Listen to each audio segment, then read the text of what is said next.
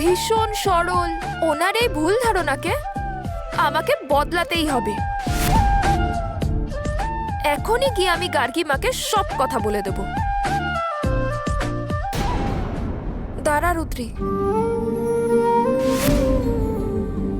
ও যা করার করুক। তোর এত অসুবিধা হচ্ছে কেন? তুই এত ব্যস্ত হচ্ছিস কেন?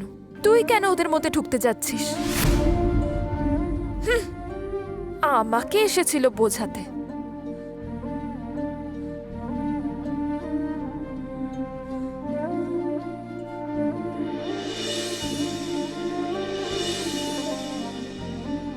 তুমি কি আমাকে এটাই বলতে চেয়েছিলে শিবশম্ভু?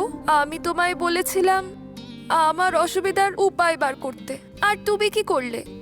আমাকে দুদিকেই ফাঁসিয়ে দিলে।